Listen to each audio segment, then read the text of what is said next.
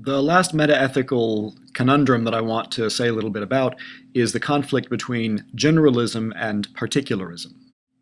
So, generalism wants to say that the heavy lifting in moral reasoning comes through the application of general abstract moral principles to concrete specific particular moral situations that you find yourself in.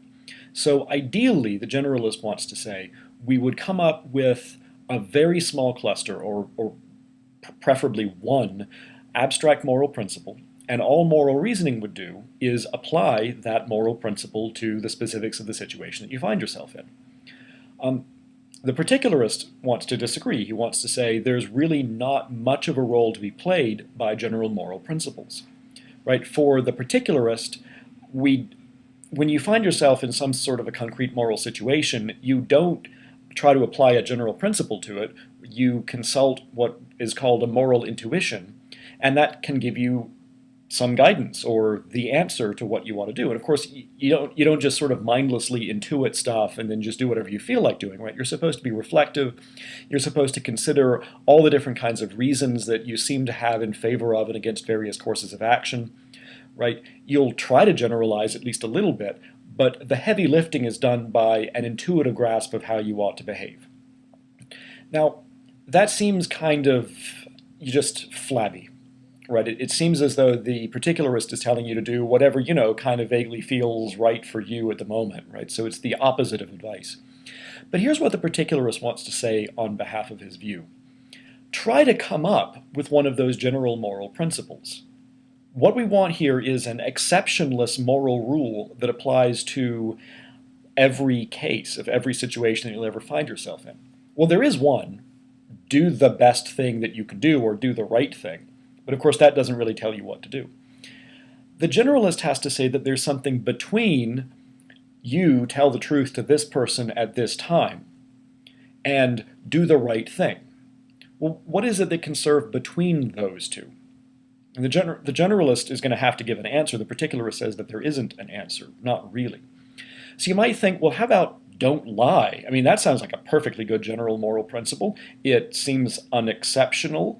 It seems exceptionless. It seems like it applies to every case when you're ever talking to anybody. It seems like a great, general moral principle. Except, of course, that it's patently false because sometimes you need to lie to people, right? If the police ever want you to help them enforce an unjust law, you're supposed to lie to them, right? The fact that it's a lie doesn't make it wrong. Right? If there is a crazed serial killer on the loose in your, say, apartment complex, and you're hiding one of the neighbor's kids from him, and he pounds on your door and says, "You got any kids? Because I want to kill them." The correct answer is no, I don't have any kids here. You might want to go next door or something. Right? Obviously, there are cases in which you are supposed to lie. Right? So a general principle like never lie is a bad principle. So you might think, well, how about a principle like be honest? That seems a little bit more flexible. Right? Because that allows that when you find yourself in one of those weird situations where you ought to lie, you can lie while remaining an honest person, because it's the weirdness of the situation rather than a defect of your moral character that prompts you to lie. But then, of course, you have to be doing most of your moral reasoning about the specific situation. Be honest doesn't seem to be doing any of the work. Right? So what the particularist wants to say is that there aren't any general moral principles that are both correct and helpful guides. What's correct and helpful is specific moral judgments that you make in a specific moral situation by using a refined, reflective, thoughtful process of moral intuition. Now, as with some of these other issues, I'm not going to tell you what is the rights and what are the wrongs of that, but I will tell you that we're going to go ahead and stick with particularism, but here is the reason why. It's not because it's true. It's because the particularist is right to say at least that general moral principles that are exceptionless and also useful are really hard to come by. The most plausible generalistic ethical theories are ones that take an enormous amount of work before you can apply, right? There's basically two of them. Utilitarianism, which I mentioned, is one of them. And it seems like coming up with a version of utilitarianism that's ever going to give you the right answer is just a nightmare, because you would have to know all of the consequences of everything that would ever happen, right? So the general principle, act for the greatest happiness of the greatest number, seems excruciatingly difficult to apply. The other one, which is called deontology, says to always act according to a rule that you would have everyone act according to, which is okay as far as it goes, except try to figure out what that rule is, right? Sometimes other people should lie, but I can't really specify exactly when. I mean, I can give some specific counterexamples of the rule always tell the truth, but I can't give all of them. So coming up with a version of any general principle just seems too complicated for us to handle. It's certainly too complicated for us to even try to handle in this class. So here's what we're going to do. We're going to take for granted that we're reasonably reliable at figuring out what the right thing to do is, but that we need to be much more critical-minded than we actually are, right? So what we're going to say is that we have a kind of a moral intuition or an ethical intuition or common sense, which we more or less often apply correctly, but when it comes to something kind of complicated, we're going to be less and less reliable, and so we're going to need to be more and more reflective about our ethical decisions the more complicated and the more sort of arcane the situation is.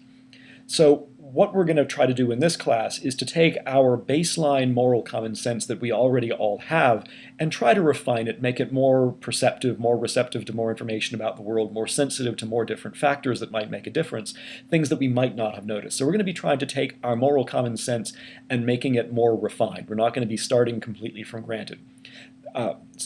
completely from scratch. Right? We're not going to spend most of the semester trying to articulate some general moral principle, testing it against a few simple cases, and then trying to apply it to a bunch of complicated cases, because we really would just like to get to concrete applied moral situations. So we in this class are basically going to be just kind of provisional particularists. Again, not because particularism is true. I'm really hazy on whether particularism is true, right? I kind of have generalist sympathies. But because it's, as with some of these other views, it's good enough for government work. So the ethical theory or the approach to ethics that we're going to be taking for granted in this class is called virtue ethics, and we're going to emphasize the approach taken by an ancient Greek philosopher named Aristotle. Virtue ethics fits all the criteria that I've been trying to describe in the past couple of videos. Virtue ethics is cognitivist. According to virtue ethics, if I say you ought to do something, you're obligated to do this, or you should not do that, or such and such would be virtuous, I am at least trying to describe an objective ethical reality. Moreover, virtue ethics is non-skeptical. It says that there is such an ethical reality to describe. It is non-reductionist. It wants to say that the reality that I'm trying to describe, and sometimes actually describing, is a moral or an ethical reality. It's not just something about psychology or anthropology or divinity or something like that. Moreover, it's not just a description of what would cause pleasure. And finally, virtue ethics has a limited role for general principles. It wants to say that while we can have, kind of rules of thumb and some vague but general advice that can be of some application, basically we have to apply a refined, thoughtful intuition to the situations that we find ourselves in. We're not going to be able to hand over the task of practical deliberation to a set of principles that are going to make our decisions for us. Virtue ethics is the ethical theory that's most immediately applicable to real people's actual lives. You don't have to do an awful lot of work with it before you get something that people can think in terms of, can use, can have enlighten their lives.